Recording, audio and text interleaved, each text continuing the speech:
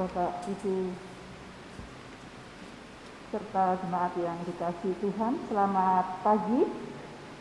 Sebelum kita mulai ibadah pada pagi hari ini, izinkan saya untuk membacakan warta jemaat Minggu, tanggal 27 Desember 2020.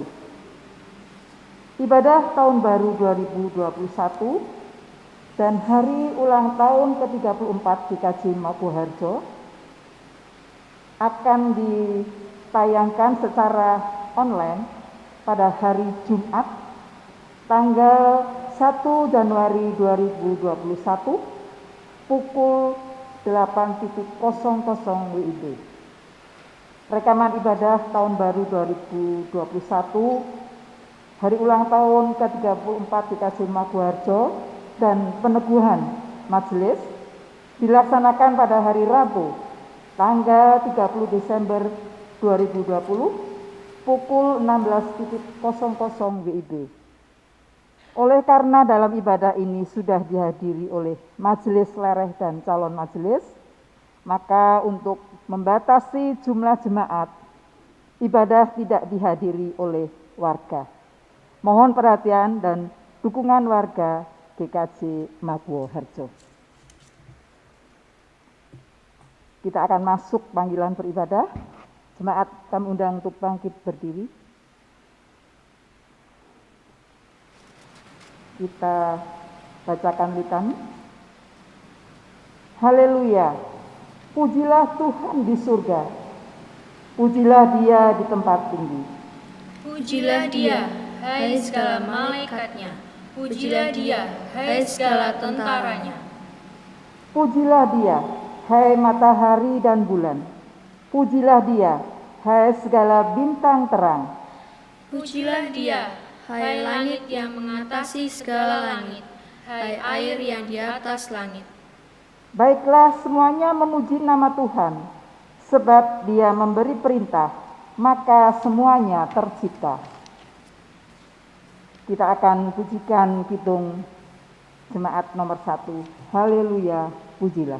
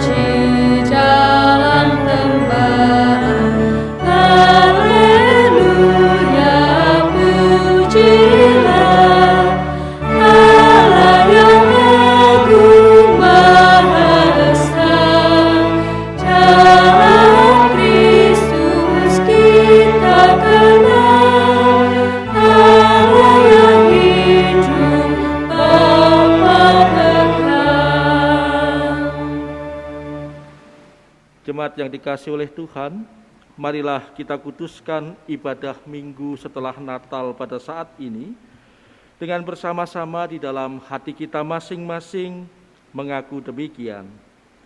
Pertolongan kita adalah dari Tuhan yang menciptakan langit dan bumi, laut dan segala isinya.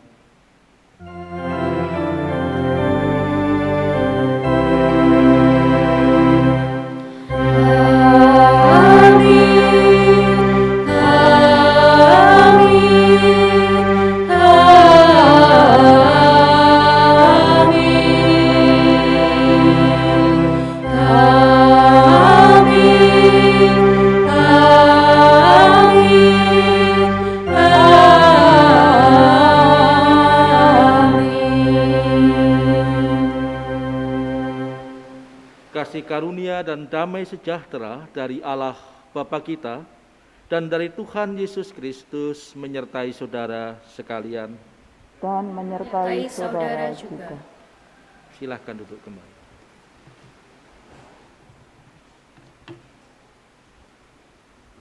Yesus Kristus sudah datang ke tengah-tengah manusia. Mari kita hayati kehadirannya yang mendatangkan sukacita bagi dunia. Ibadah hari ini dalam terang tema Sukaria menyambut Sang Penebus. Orang percaya memahami dirinya sebagai pribadi yang diberi identitas baru oleh Tuhan, yaitu sebagai anak-anak Allah. Semua itu hanya karena anugerah Sang Penebus dunia, di mana kita manusia celaka ini telah diampuni dan diselamatkannya. Mari kita sambut dengan sukaria, mulia, mulia namanya.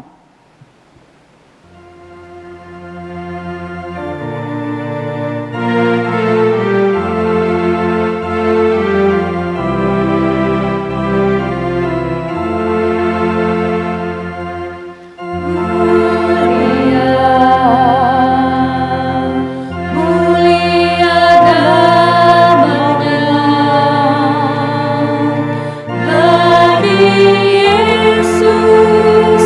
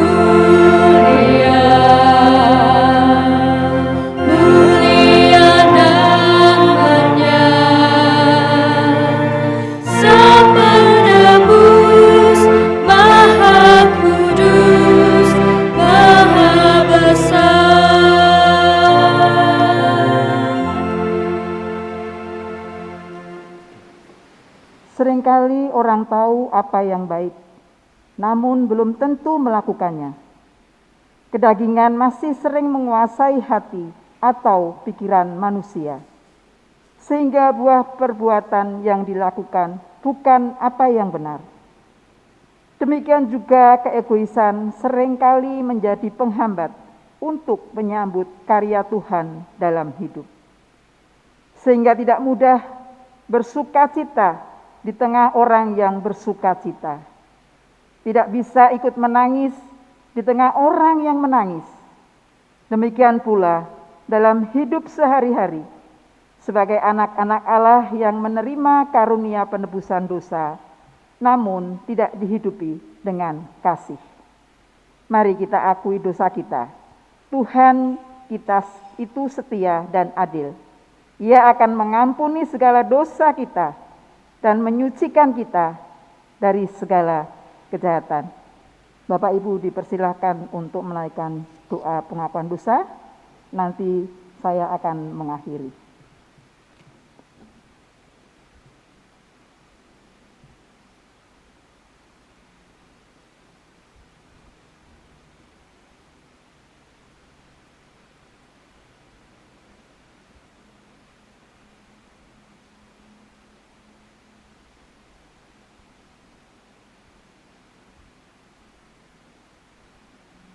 Inilah Tuhan, doa permohonan pengakuan dosa kami. Kiranya Engkau berkenan mengampuni kami dan memberkati kami. Terima kasih Bapa. Amin. Jemaat, mari kita pujikan dari pelengkap Kidung Jemaat 37, bait yang pertama dan yang kedua. Bila ku renung dosaku.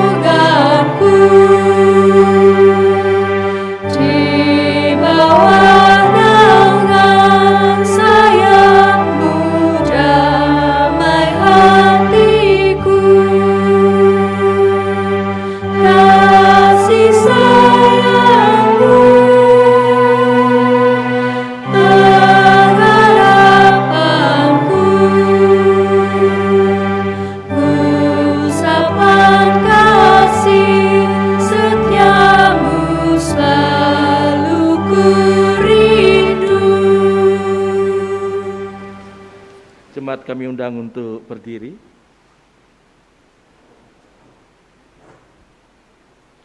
Jemaat yang dikasihi oleh Tuhan, sebagai hamba Allah, saya menyatakan anugerah pengampunan dosa berlaku atas saudara sekalian yang datang dalam nama Tuhan dan mengakui segala dosa-dosanya serta berjanji untuk bertobat. Terpujilah Allah. Firman Tuhan pada saat umat Israel di pembuangan mendapat kabar keselamatan dan bahwa dosanya telah diampuni, seperti yang disaksikan di dalam kitab Zakaria pasal 8 ayat 8 yang demikian bunyinya. Dan aku akan membawa mereka pulang supaya mereka diam di tengah-tengah Yerusalem. Maka mereka akan menjadi umatku dan aku akan menjadi Allah mereka dalam kesetiaan dan kebenaran. Demikianlah berita anugerah dari Tuhan. Syukur kepada Allah. Mari jemaat kita mengucapkan salam damai dengan bernamaste terhadap satu dengan yang lain. Silahkan. Ya, terima kasih. Kita menyambut berita anugerah Tuhan tadi dengan bersama-sama menyanyikan NKB 73, bait pertama dan ketiga, Kasih Tuhanku Lembut.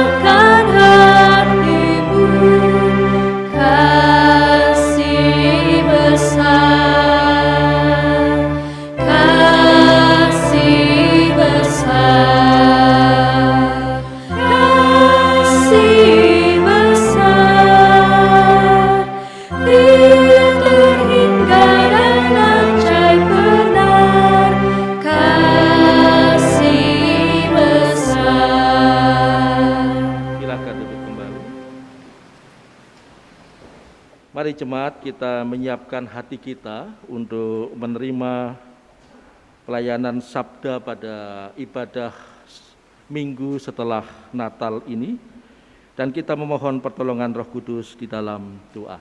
Mari kita berdoa.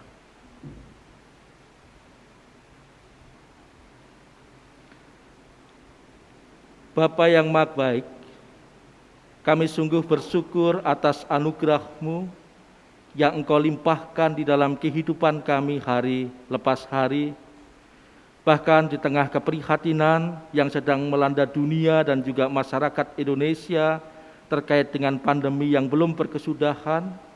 Engkau menyatakan kesetiaan kasih-Mu dengan mengizinkan umat Kristiani di seluruh dunia merayakan peristiwa kelahiran-Mu pada hari Jumat 25 Desember yang lalu. Dengan segala keterbatasan dan kesadaran akan kerapuhan manusia, seluruh umat Kristen merayakan secara khusus, berbeda dengan tahun-tahun sebelumnya. Tetapi kami semua meyakini walaupun dirayakan secara berbeda dengan segala keterbatasan, cinta kasih-Mu tetap kami alami, menguatkan dan memampukan kami. Terkhusus ya Tuhan, di dalam ibadah minggu setelah Natal pada saat ini, kembali Engkau izinkan kami beribadah, kembali Engkau izinkan kami untuk memuji nama-Mu yang telah lahir ke dunia dan menyatu dengan kerapuhan manusia. Oleh karena itu ya Tuhan, firman yang akan kami renungkan bersama, kiranya sungguh-sungguh dapat membawa kami kepada sebuah kesadaran terdalam tentang bagaimana kami sebagai manusia yang telah menjadi tempat yang hidup kami telah Engkau izinkan untuk menjadi tempat inkarnasi-Mu. Kami dapat menyambut-Mu dengan penuh sukacita, tapi juga hidup kami menjadi berkat bagi sesama kami. Oleh karena itu, pembacaan firman Tuhan yang akan kami dengar bersama kiranya memampukan kami untuk dapat menyelami kebenaran firman-Mu dan juga misteri cinta kasih-Mu yang sungguh menyentuh kami, menggerakkan kami, dan menguatkan kami. Roh Kudus-Mu hadir dan memampukan kami untuk kami dapat mengerti, memahami, dan melakukan firman-Mu itu. Terima kasih ya Tuhan atas segala cinta kasih-Mu. Di dalam nama Tuhan kami yang hidup, Yesus Kristus, kami telah berdoa. Amin. Jemaat yang dikasihi oleh Tuhan, di dalam ibadah minggu setelah Natal pada saat ini, secara khusus saya akan mengajak Bapak, Ibu, dan saudara-saudari terkasih untuk menghayati sebuah tema yang diberikan oleh Sinode, yaitu Sukaria menyambut Sang Penebus.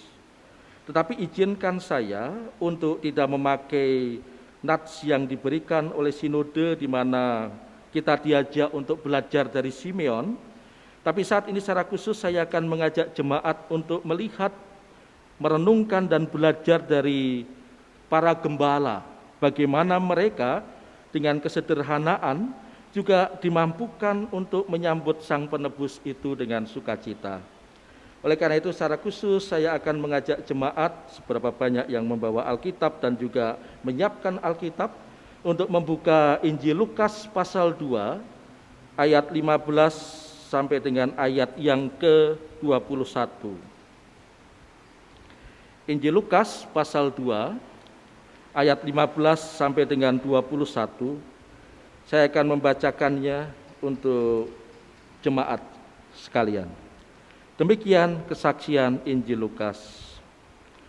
Setelah malaikat-malaikat itu meninggalkan mereka dan kembali ke surga, gembala-gembala itu berkata seorang kepada yang lain, "Marilah kita pergi ke Betlehem untuk melihat apa yang terjadi di sana, seperti yang diberitahukan Tuhan kepada kita."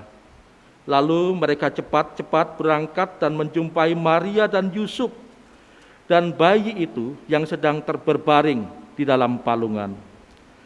Dan ketika mereka melihatnya, mereka memberitahukan apa yang telah dikatakan kepada mereka tentang anak itu. Dan semua orang yang mendengarnya heran tentang apa yang dikatakan gembala-gembala itu kepada mereka. Tetapi Maria menyimpan segala perkara itu di dalam hatinya dan merenungkannya. Maka kembalilah gembala-gembala itu sambil memuji dan memuliakan Allah karena segala sesuatu yang mereka dengar dan mereka lihat semuanya sesuai dengan apa yang telah dikatakan kepada mereka. Dan ketika genap 8 hari dan ia harus disunatkan, ia diberi nama Yesus, yaitu nama yang disebut oleh malaikat sebelum ia dikandung ibunya. Demikian jauh pembacaan akan firman Tuhan. Jemaat yang berbahagia adalah Bapak, Ibu, dan saudara-saudari sekalian yang setia mendengarkan firman Tuhan dan memeliharanya di dalam kehidupan keseharian. Haleluya. Haleluya, haleluya, haleluya.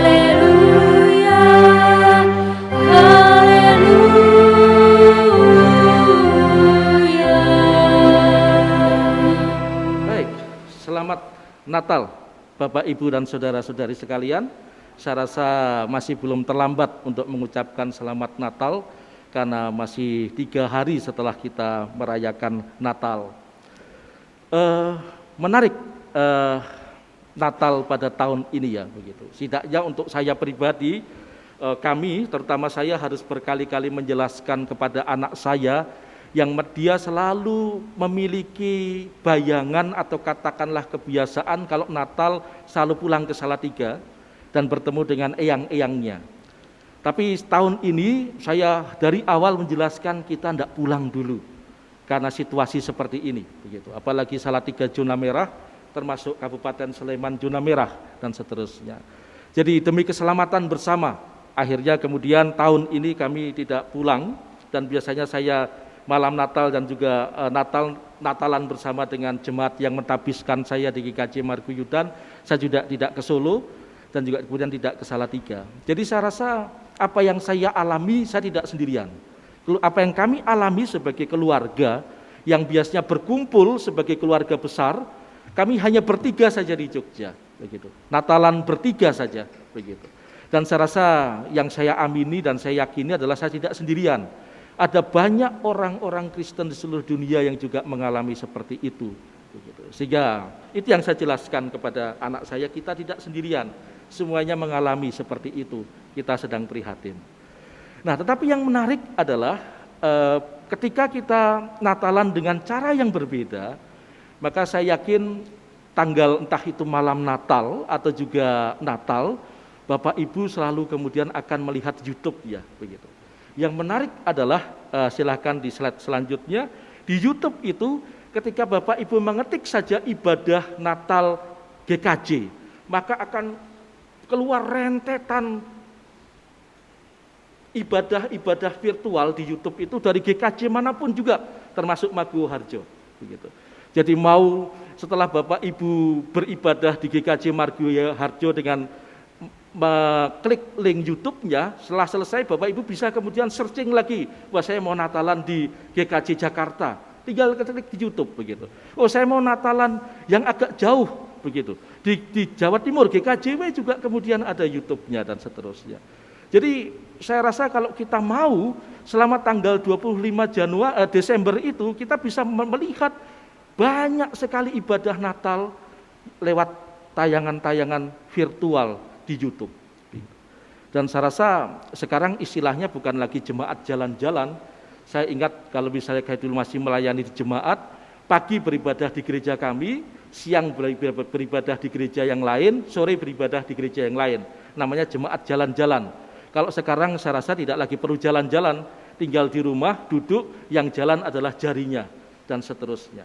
Begitu. Bisa melihat banyak hal, silahkan pilih, mau yang sederhana, mau yang meriah, semuanya tersedia di YouTube itu. Begitu. Wah saya bosan ibadah di gereja saya mau beribadah Natal di gereja yang lain, tidak perlu pergi keluar rumah, tinggal klik di YouTube.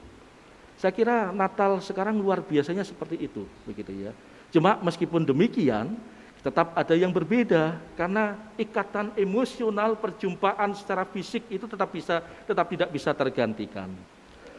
Dan semua berupaya untuk menghadirkan suasana sukacita meskipun dengan cara virtual, dengan keterbatasan dan juga dengan segala situasi yang berbeda.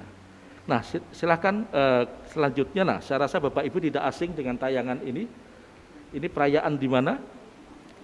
Ya, saya juga ikut menyaksikan setelah saya beribadah pagi di jam 7 di GKJ Marguyudan di link YouTube-nya, saya kemudian beribadah di GKJ Maguwo Harjo. Karena jam berapa GKJ Maguwo Harjo?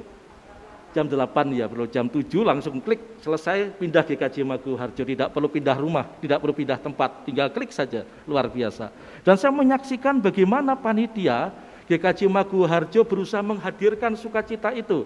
Saya tidak menayangkan videonya, saya rasa Bapak Ibu sudah hafal dan melihat pada saat Natal, tapi saya foto saja, itu anak-anak bergembira, lalu kemudian di sini ada tayangan pembagian aksi sosial ya, bingkisan Natal ya. Di sini yang saya foto adalah Ibu Sri dari wilayah 2. Saya rasa walaupun dengan keterbatasan, tapi spirit Natal tidak berubah, kepedulian dan cinta kasih. Dan di sini ini paduan suara atau vokal grup Adi Yuswa ya. Dari anak-anak sampai Adi Yuswa ingin menghadirkan sukacita Natal meskipun secara virtual. Saya rasa Magu Harjo luar biasa. Dan klik selanjutnya. Dan ini yang saya lihat terakhir menyanyikan ini paduan suara atau vokal grup. Jadi kelihatannya ketika selesai langsung melompat begitu, dan itu menunjukkan ekspresi sukacita. Ya, Bapak, Ibu, dan saudara-saudari, mungkin bisa ditahan di sini dulu, jangan ditampilkan slide selanjutnya. Saya rasa kalau Bapak, Ibu, dan saudara-saudari melihat kembali ibadah tanggal 25 Desember dari GKJ Magu Harjo, Bapak Ibu akan melihat bagaimana upaya dari majelis, panitia, ataupun juga tim multimedia untuk mencoba menghadirkan suasana Natal itu, dan itu perlu kerja keras karena saya rasa rekamannya kan tidak cukup sekali dua kali ya, jangka panjang sekali, dan itu perlu persiapan luar biasa begitu. Tapi spirit Natal untuk kemudian menghadirkan sukacita, walaupun kemudian kita tidak berjumpa di rumah saja atau juga dengan segala keterbatasan, itu coba diupayakan gitu. Dan saya rasa tidak hanya di GKJ Magu Harjo, di semua gereja juga berupaya seperti itu. Kalau Bapak Ibu searching di YouTube, ibadah Natal akan tampil banyak gereja, dan mereka berupaya untuk tetap menghadirkan sukacita, keoptimisan, dan harapan Natal yang biasanya kemudian itu dirasakan secara bersama-sama di dalam gedung gereja. Tapi sekarang tidak bisa. Nah, bagi saya ketika saya merefleksikan berangkat dari Injil Lukas 2 ayat 15 sampai dengan 21 tadi, dan saya kemudian kembali sedikit mundur kepada ayat-ayat sebelumnya. Di ayat 15 itu menunjukkan bagaimana berita Natal yang diterima oleh para gembala itu menggerakkan para gembala untuk kemudian menuju kepada tempat kelahiran Yesus Kristus di Bethlehem. Jadi berita Natal itu menggerakkan para gembala yang sebenarnya tugasnya adalah menggembalakan. Tapi setelah menerima berita itu secara spontan, ayo kita ke sana. Kita lihat peristiwa itu. Bagi saya, banyak gereja termasuk GKJ Magu Harjo itu mengalami yang namanya gerakan, tergerak atau mengalami gerakan dari berita Natal itu. Bagi saya kalau tidak mengalami itu, maka tidak akan pernah ada tayangan-tayangan seperti tadi. Tidak pernah ada puji-pujian dari Adi Yuswo sampai dengan anak-anak, ada kunjungan kasih dan seterusnya. Bagi saya kita masih bersyukur karena Natal masih menggerakkan kita untuk memiliki kreativitas dan juga semangat dan keoptimisan, dan itu kita bagikan kepada yang lain.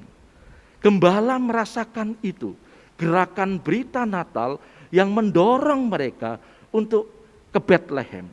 Bisa saja kalau berita ya sudah spontan saja, sekilas saja, kita tidak perlu ke sana karena jauh, tugas kita adalah menggalakan domba, kalau kita tinggal nanti dombanya lari ke dan seterusnya. Bisa saja gembala berpikir seperti itu. Tapi Natal, berita Natal menggerakkan siapa saja untuk berbuat sesuatu.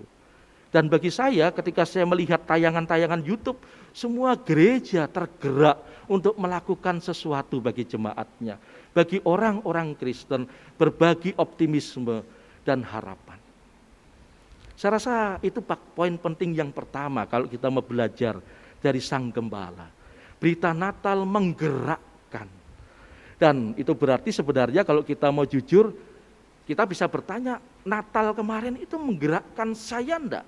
Untuk kemudian memiliki optimisme dan juga pengharapan seperti yang dialami oleh para gembala. Optimisme untuk meninggalkan dombanya menuju ke Bethlehem, menyaksikan Sang Kristus yang lahir. Nah, gerakan Natal seperti itu, kegembiraan yang coba dibagikan, dan kemudian saya tidak tahu bagaimana Bapak, Ibu, dan juga saudara-saudari setelah ibadah Natal, apakah biasa saja atau juga tetap masih prihatin karena tidak seperti biasa, saya masih mencoba beradaptasi, atau kemudian seperti yang saya lakukan, kemudian pindah ke channel YouTube lainnya, begitu misalnya. Tapi yang tidak bisa kita pungkiri setelah Natal, ada sesuatu yang kemudian tidak berubah di sekitar kita. Bisa klik selanjutnya. Nah, berita ini tanggal 26 Desember gitu. Jadi ada berita yang mengatakan tim medis atau katakanlah tenaga medis itu kami lelah. Pasien COVID-19 datang silih berganti.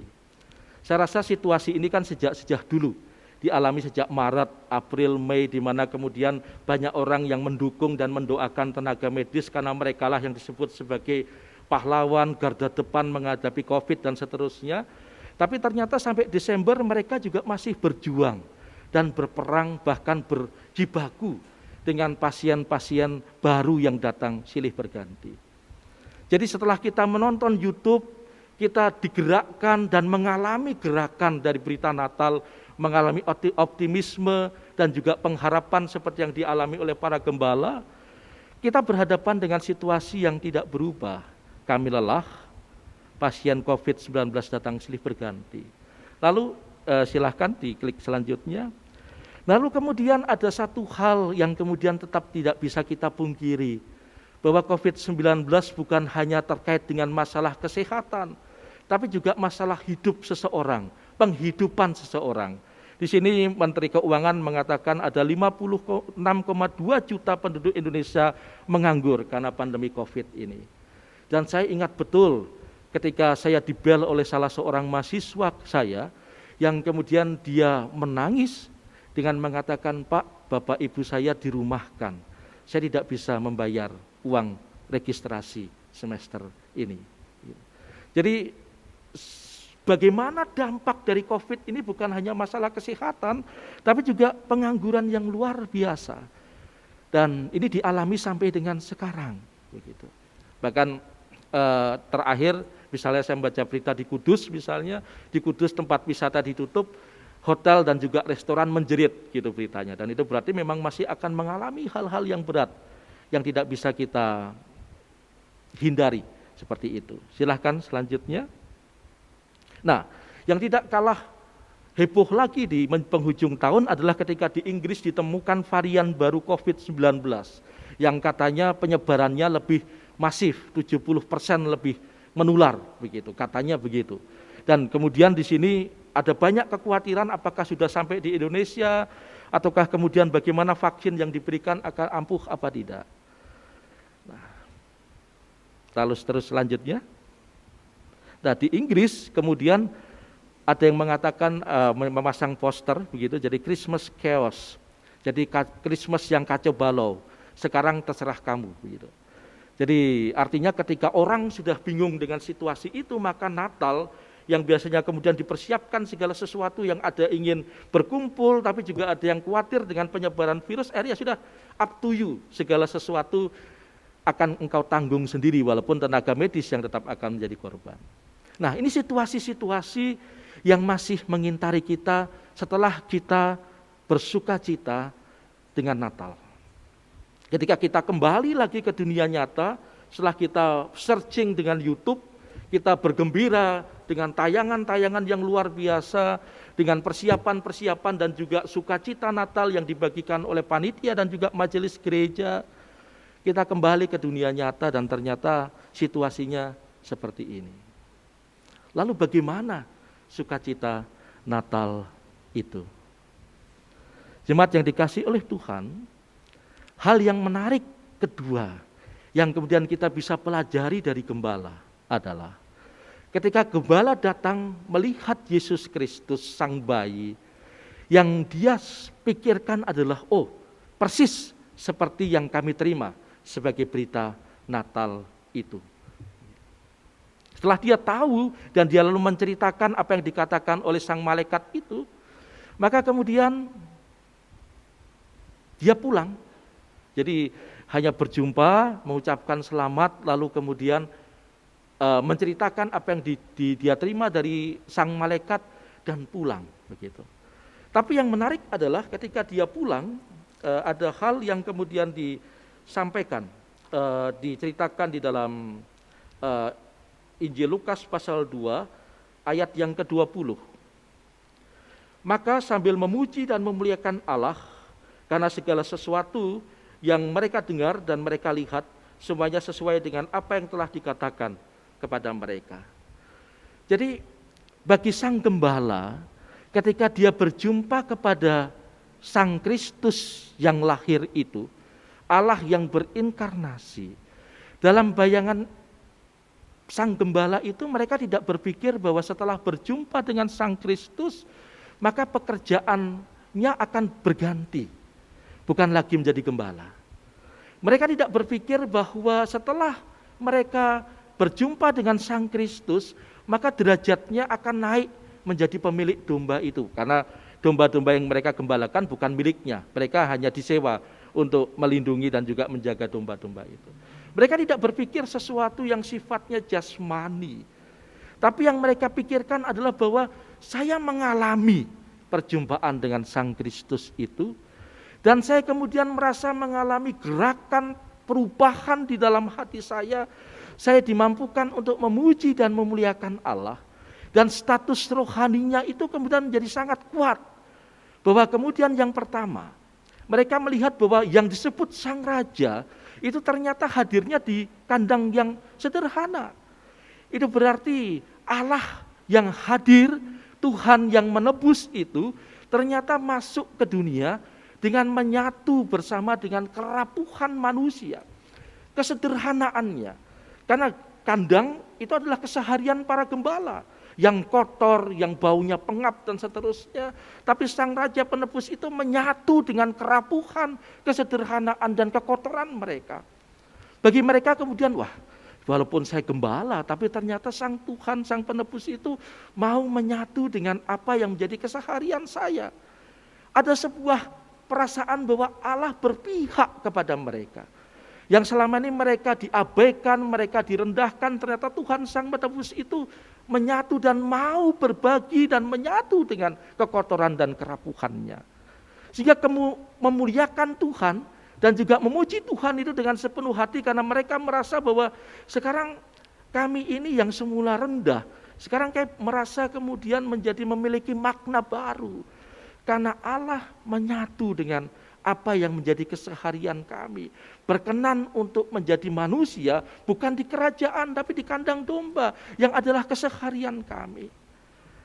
Dan yang kedua, kesukacitaan itu bagi para gembala adalah dia gembala tetap sebagai gembala.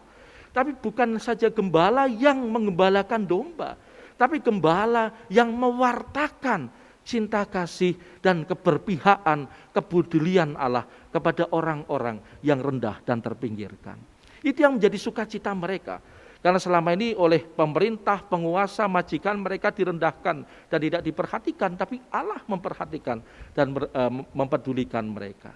Itu yang menjadi sesuatu yang kemudian membuat mereka menjadi memiliki keoptimisan dan harapan bahwa sekarang justru kehidupan saya yang seperti ini dipakai oleh Tuhan untuk kemudian mewartakan Allah yang peduli dan penuh cinta kasih itu. Silahkan ke slide selanjutnya. Nah, ada banyak hal yang dilakukan oleh manusia untuk kemudian mencoba menghibur diri dalam peristiwa-peristiwa yang memprihatinkan termasuk COVID ini. Ketika Happy Christmas, kemudian gambar-gambar orang memakai masker. Dan kemudian the years we stay home. Jadi tahun di mana kita hanya tinggal di rumah. Dan itu menjadi sebuah gambar yang menunjukkan tentang Natal. Yang mungkin kita selama ini tidak terbiasa dengan gambar Natal seperti ini. Tapi ada masker, ada tulisan tinggal di rumah. Lalu kemudian selanjutnya. Nah lalu ini yang saya rasa Bapak, Ibu dan saudara-saudari sering melihat bagaimana tenaga medis itu untuk kemudian memacu dan juga membangun moral dan juga semangatnya. Itu kemudian ditunjukkan bagaimana Kristus juga menopang dan hadir menyertai dia. Saya rasa dari dua gambar itu adalah upaya yang dilakukan manusia untuk merespon kerapuhan dan juga keprihatinan hidupnya, terutama terkait dengan pandemi COVID ini. Ada sesuatu yang coba dibangun, dinarasikan, dikisahkan dan digambarkan untuk kemudian menunjukkan bahwa satu, kita tidak sendirian. Kemudian kita tidak ditinggalkan oleh Yesus Kristus. Karena Yesus Kristus ternyata hadir dan menyatu dengan kerapuhan, kekotoran, ketidakberdayaan dan juga peduli dengan situasi-situasi berat kita. Saya rasa gembala menyambut sukacita Sang Penebus itu dengan pemaknaan seperti itu. Bahwa saya bersukacita, saya bergembira, saya menyambut Sang Penebus, karena Sang Penebus itu hadir ke dunia menyatu dengan kerapuhan, menyatu dengan kekotoran saya, peduli dengan situasi keprihatinan saya. Dan itu seolah-olah kemudian menjadi sebuah kekuatan yang akan dipakai oleh para gembala untuk kemudian membaca dirinya, membangun identitas baru bahwa saya bukan hanya gembala, tapi saya adalah saksi Sang Kristus yang peduli, yang rendah hati, yang mau menyatu dengan kerapuhan dan kekotoran manusia. Saya rasa itu identitas yang luar biasa yang dimiliki oleh Sang Gembala, yang tidak lagi dipandang rendah, tapi dia menjadi saksi hidup karena mengalami seperti itu. Nah, Bapak Ibu yang terkasih, bagi saya Natal kemarin itu adalah sebuah ajakan untuk kita bertanya dalam diri kita masing-masing, saya mengalami Allah yang dialami oleh Gembala apa tidak ya? Saya mengalami kelahiran Yesus seperti yang dialami oleh Gembala apa tidak ya? Yesus bukan sebagai yang berada di sebuah kemewahan di mal, bukan Yesus yang berada di sebuah kemewahan makanan dan juga perayaan-perayaan yang menghabiskan jutaan bahkan puluhan juta, tapi Yesus yang menyatu, yang saya alami menyatu, hadir dengan keterbatasan saya sebagai manusia, yang menyatu dengan kerapuhan saya ketika saya tidak mampu mengalami dan menghadapi situasi seperti ini, dengan pengangguran, dengan saya di PHK, dengan saya dirumahkan, dengan saudara saya yang meninggal karena COVID dan seterusnya. Tapi saya menemukan Yesus yang menyatu dengan kerapuhan saya seperti itu.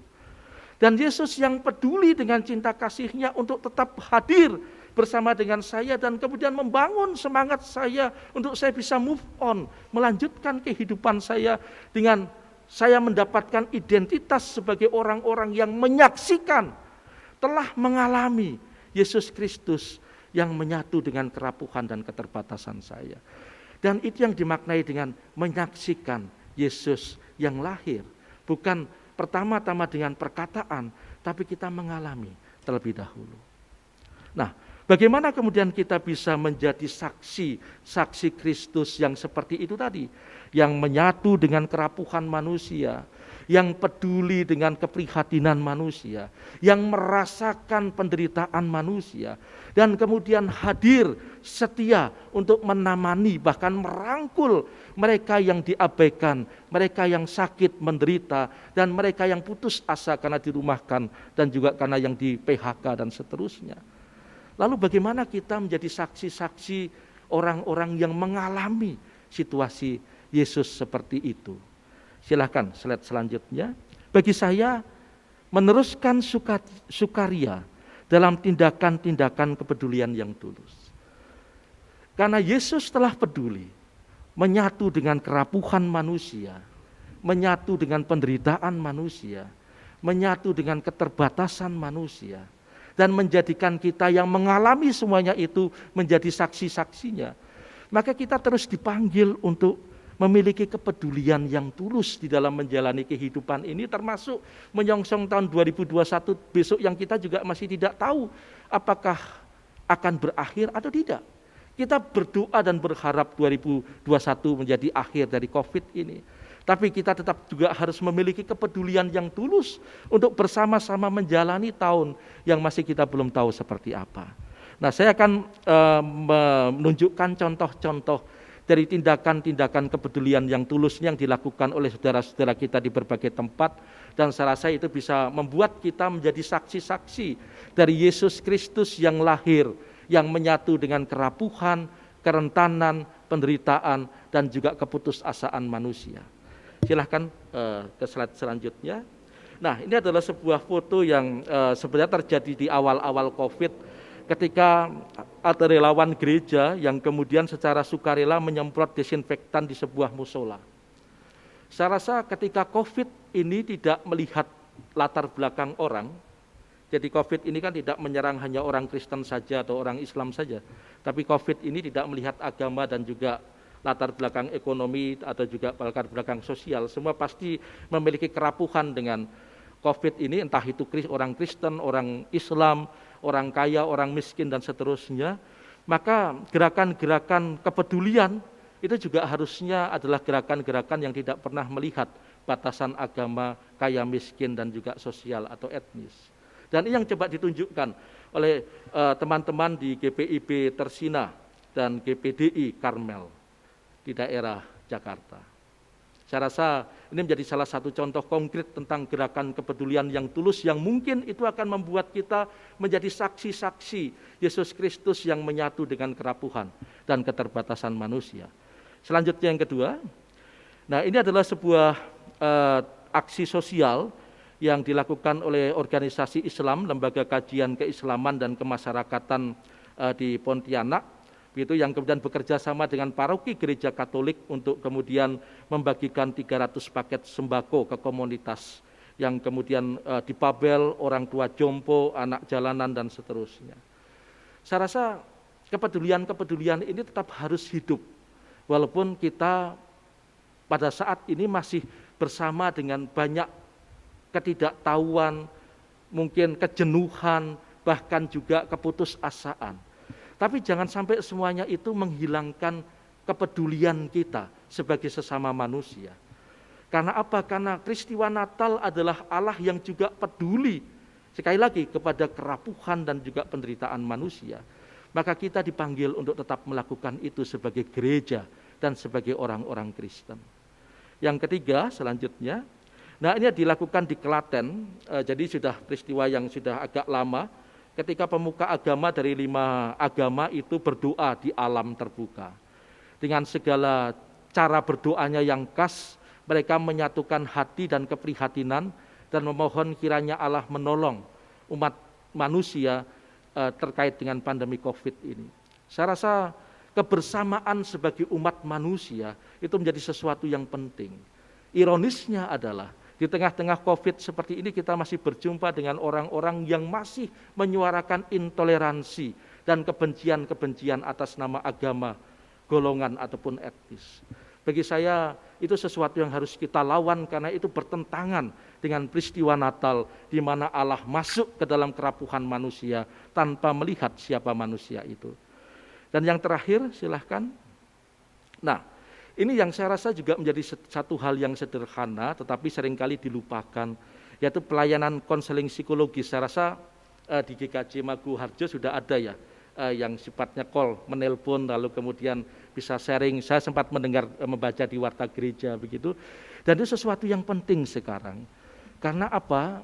Karena jujur di berbagai penelitian COVID yang seperti ini yang berbulan-bulan itu bukan hanya, saya pernah mengatakan di dalam khotbah di GKJ Magu Harjo bahwa kekerasan dalam rumah tangga meningkat, perceraian meningkat, dan juga kemudian banyak orang yang mengalami keputusasaan karena mereka tidak lagi tahu tempat kepada siapa kami bisa berbagi keluh kesah dan juga curhat. Saya rasa hal yang sepele mendengar, bahkan di antara sesama keluarga, kemampuan untuk mendengar keluh kesah dari anak yang lelah dengan belajar online-nya, dengan kuliah online-nya, itu menjadi sesuatu yang penting. Nah, di dalam pembelajaran jarak jauh di kampus kami atau di fakultas kami, kami bekerja sama dengan para mahasiswa atau BEM itu mengedarkan survei secara online tentang bagaimana kondisi mahasiswa saat studi jarak jauh ini. Dan temuan yang menarik adalah hampir sekitar 40% dari sekitar 125 mahasiswa yang mengisi survei itu mengatakan bahwa mereka tidak bisa mengikuti kuliah online dengan baik karena lingkungan keluarganya tidak mendukung. Nah, jadi ternyata itu menjadi sesuatu yang berat juga bagi para mahasiswa, karena satu sisi mereka berhadapan dengan tugas-tugas kuliah, di sisi yang lain keluarga juga tidak mau tahu, mereka menyuruh ke sini, menyuruh melakukan ini, mengerjakan ini tanpa bertanya ada tugas apa dan seterusnya. Dan 40% itu mengatakan saya kalau boleh memilih kuliah onsite saja daripada online karena ternyata lingkungan rumah tidak mendukung saya untuk belajar. Nah, saya rasa kemampuan untuk mendengar, dan juga gereja memberikan ruang untuk siswa, mahasiswa, pasangan suami istri untuk berbagi keluh kesah, itu menjadi sesuatu yang sangat penting saat ini. Dan saya rasa hal-hal seperti itu yang harus kita terus lestarikan di tahun-tahun mendatang. Ketika kita masih belum tahu COVID ini akan berakhir kapan, tapi langkah-langkah seperti itu menjadi bagian penting bagi gereja, orang-orang Kristen, betul-betul menjadi saksi Kristus yang sudah lahir. Kristus yang menyatu dengan kerapuhan, peduli dengan keprihatinan dan keputusasaan, dan juga hadir di dalam kehidupan manusia yang penuh dengan kesulitan ini. Dan kita orang-orang Kristen yang mengimani Sang Kristus yang demikian, dipanggil untuk menjadi saksi-saksi dengan menyatakan kepedulian yang tulus, setidaknya dengan 4 contoh yang saya berikan tadi. Semoga kita tetap menjadi orang-orang Kristen yang optimis dan penuh sukacita, meskipun keadaan seolah-olah tidak mengizinkan kita untuk optimis dan sukacita. Tapi yakinlah, iman kita kepada Sang Kristus yang lahir, yang menyatu dalam kerapuhan dan keterbatasan manusia, itulah yang menjadi alasan kita untuk tetap optimis dan memiliki kepedulian kepada sesama. Karena kita memiliki Allah yang peduli kepada sesama. Tuhan memberkati kita. Amin. Kita masuk dalam saat teduh.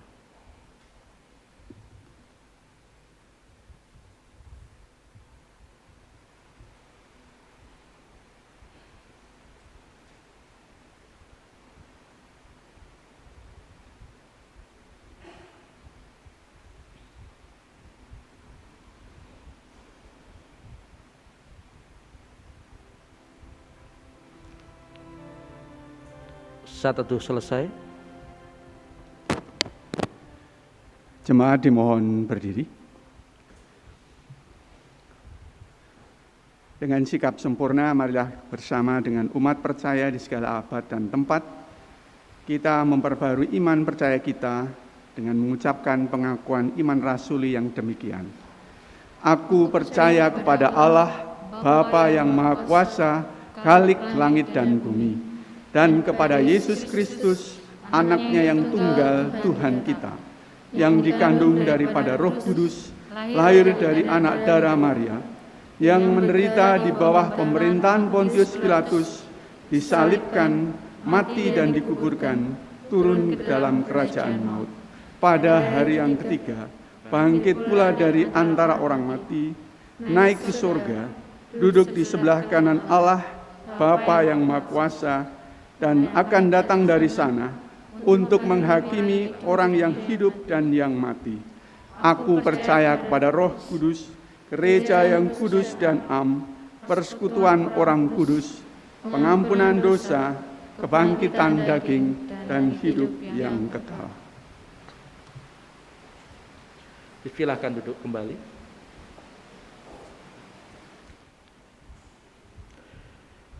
Kita masuk ke dalam doa syafaat, dan di awal doa syafaat saya akan memberikan kesempatan bagi jemaat untuk menaikkan doa syafaat secara pribadi. Mari kita berdoa.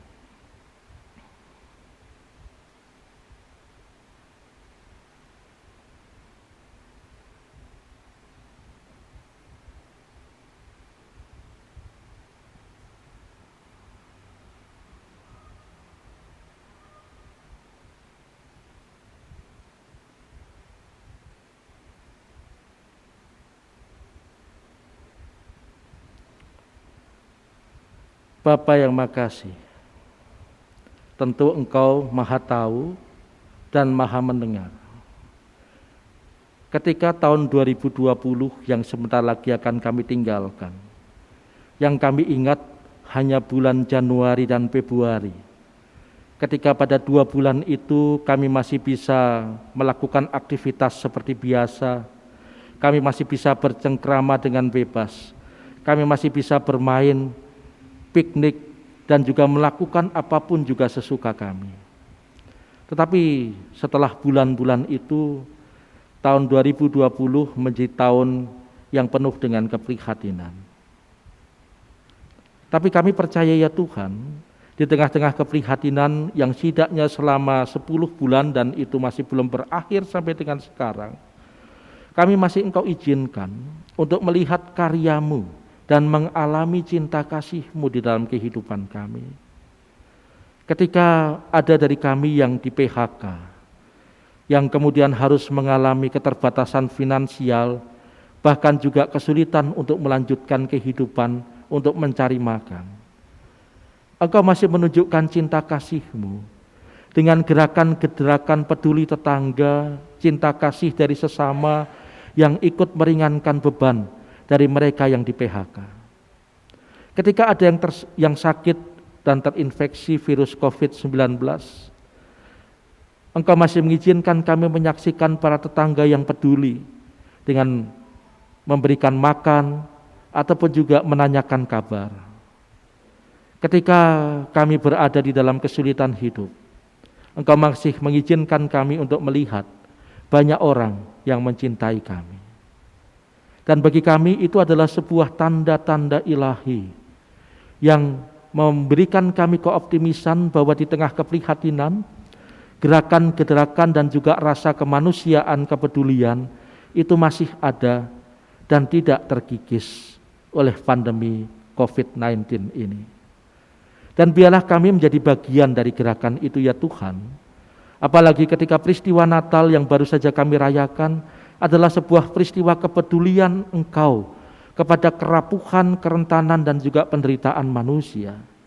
Maka kami yang menerima kelahiran-Mu diundang untuk ikut peduli, memiliki ketulusan hati untuk berbagi, menyokong, mendukung, meringankan dan menguatkan saudara-saudara kami yang rapuh dan rentan itu. Kami juga berdoa kiranya Engkau memakai GKJ Maguwo Harjo sebagai kesaksian, alat-Mu untuk kemudian menghadirkan cinta kasih-Mu, kepedulian-Mu, dan juga keberpihakan-Mu kepada yang lemah dan menderita.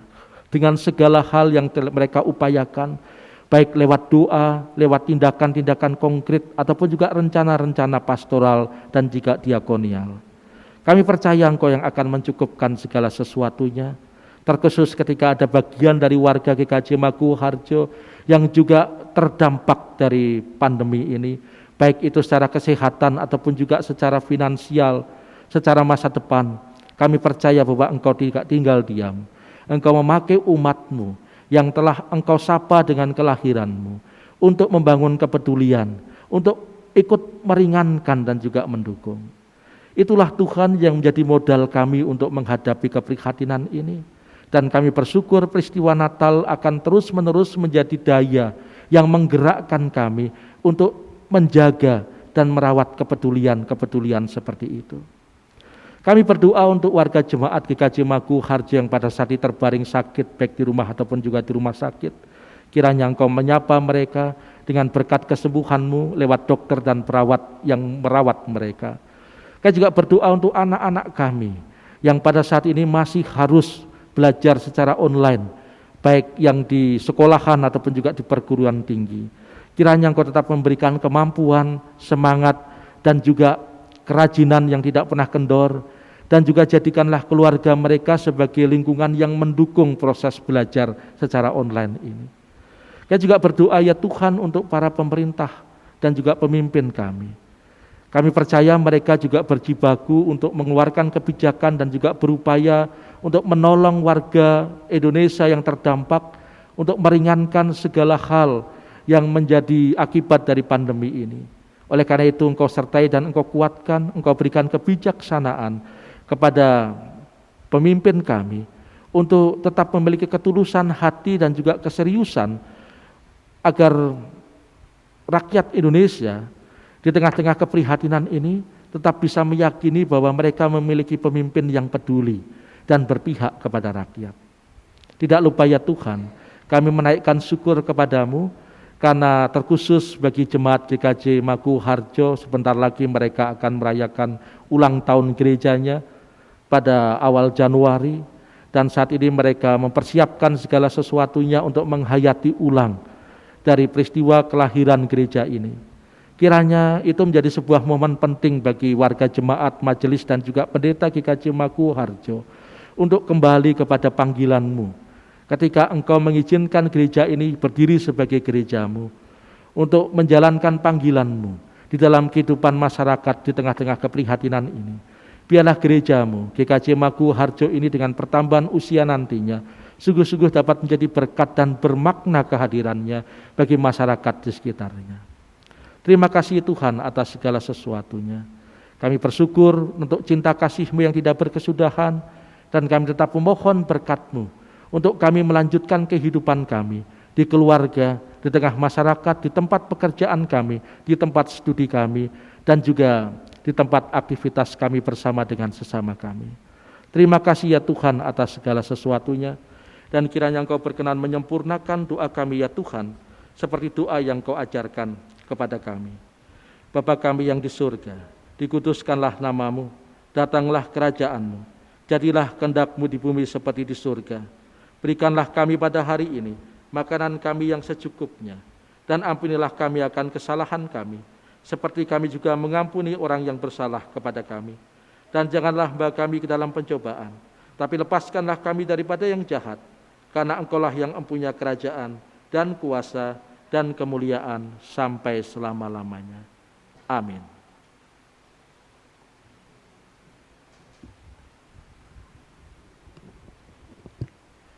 Jemaat yang terkasih di dalam Tuhan Yesus Kristus, marilah kita menyatakan syukur kita pada Tuhan dengan mengingat firman-Nya di dalam 1 Tawarikh 29 ayat 17a yang demikian bunyinya. Aku tahu, ya Allahku, bahwa Engkau adalah penguji hati dan berkenan kepada keikhlasan. Maka aku pun mempersembahkan semuanya itu dengan sukarela dan tulus ikhlas. Dan sekarang umat-Mu yang hadir di sini telah kulihat memberikan persembahan sukarela kepadamu. Dengan sukacita seraya kita memberi persembahan, kita akan pujikan dari Kidung Jemaat 292 bait yang pertama sampai 3, Tabuh Gendang.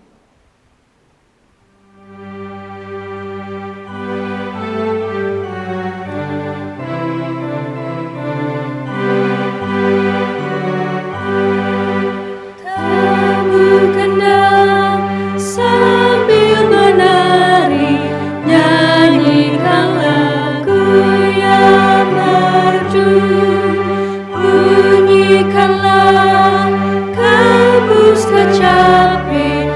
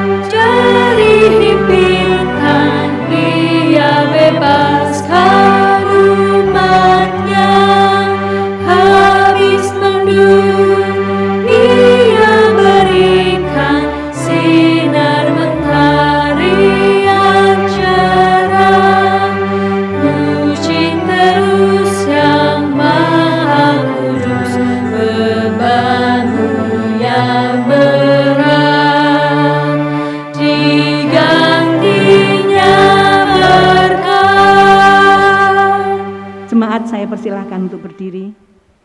Kita akan haturkan di dalam doa. Saya hantarkan. Allah Sang Sumber Berkat, kami mengucap syukur atas kasih setiamu yang senantiasa ada di dalam kehidupan kami. Terima kasih Tuhan, kalau pada kesempatan ibadah ini kami Engkau izinkan menyampaikan persembahan. Itu semua karena Tuhan senantiasa memberkati di dalam kehidupan kami. Sebab itu Tuhan, berkatilah persembahan ini Bapa, baik persembahan mingguan, persembahan bulanan, persembahan ucap syukur, maupun persembahan yang lain. Engkau sucikan Bapa, sehingga persembahan ini bermanfaat untuk pelayanan jemaat-Mu di mana tempat, agar nama Tuhan Yesus saja yang senantiasa dipermuliakan. Bapa yang Maha Kudus, kami juga berdoa bagi saudara-saudara kami yang Tuhan pakai untuk mengelola persembahan ini, bahkan juga yang menggunakan persembahan ini. Berkati Bapa dengan hikmat yang dari-Mu Bapa, agar apa yang dilakukan semuanya hanya untuk kemuliaan nama-Mu. Bapa yang Maha Baik, kami bersyukur karena kami telah menerima firman-Mu melalui Bapak Pendeta Wahyu Nugroho MA. Taburan firman kiranya boleh tertanam di dalam hati kami, berakar, bertumbuh, berbuah di dalam kebenaran kasih kuasa-Mu. Bapa, berkati Bapak Pendeta Wahyu Nugroho MA, dimanapun Tuhan tempatkan di dalam pelayanannya, agar nama Tuhan Yesus yang senantiasa dipermuliakan.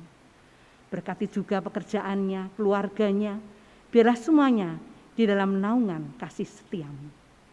Bapa yang Maha Kudus, kami menyadari di dalam menghaturkan persembahan kami, apabila terselip dosa salah kami mohon pengampunan-Mu. Seluruh permohonan ucap syukur kami naikkan hanya di dalam nama Tuhan kami Yesus Kristus yang sudah kami peringati kelahirannya. Terima kasih Bapa. Haleluya. Amin.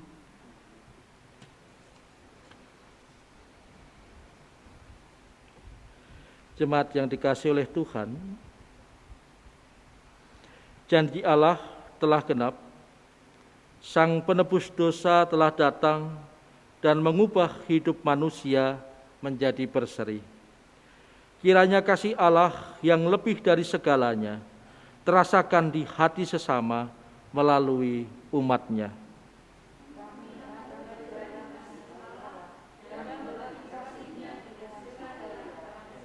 Manusia. Kita bersama-sama menyanyikan pujian PKJ 212. Ya Allah, kasih-Mu besar.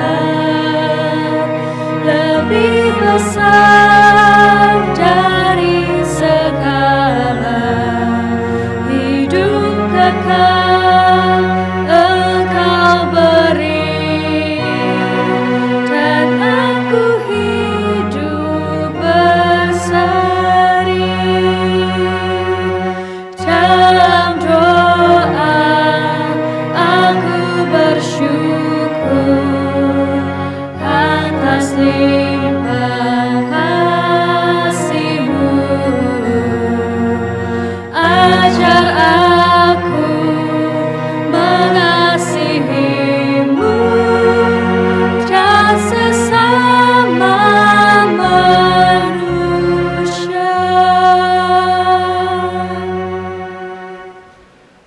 Jemaat yang dikasihi oleh Tuhan, arahkanlah hatimu kepada Tuhan. Kami mengarahkan hati kepada Tuhan. Jadilah saksi Kristus. Syukur kepada Allah. Terpujilah Tuhan. Kini dan selamanya. Jemaat yang dikasihi oleh Tuhan, pulanglah dengan damai sejahtera. Lakukanlah perintah Tuhan dan hiduplah bagi Dia. Untuk itu, terimalah berkat-Nya. Tuhan memberkati engkau dan melindungi engkau. Tuhan menyinari engkau dengan wajah-Nya dan memberi engkau kasih karunia. Tuhan menghadapkan wajah-Nya kepadamu dan memberi engkau damai sejahtera. Amin.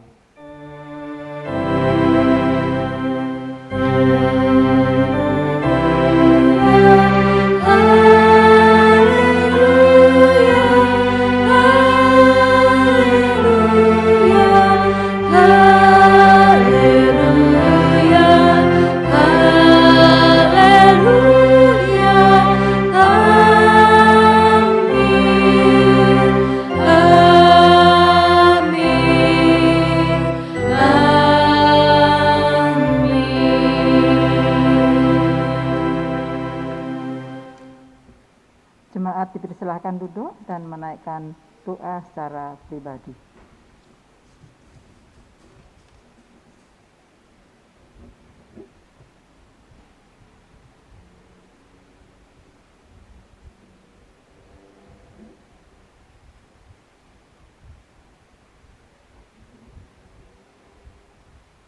Amin. Majelis Gereja mengucapkan terima kasih kepada Bapak Pendeta Wahyu Nugroho yang sudah memimpin ibadah pada pagi hari ini, dan juga kepada organis, PPJ, penerima tamu, dan tim multimedia. Diucapkan terima kasih. Kiranya Tuhan senantiasa memberkati pelayanan Bapak Ibu sekalian. Bapak Ibu, mari kita akhiri ibadah pada pagi hari ini. Kami undang untuk bangkit berdiri. Kita akan pujikan dari nyanyian Kidung Baru 59, bait yang pertama dan yang kedua. Di malam gelap sunyi senyap.